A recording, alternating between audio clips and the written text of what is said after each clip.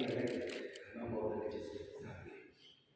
Swear in the name of God, I will bear faith and allegiance to the Constitution of India as my law established.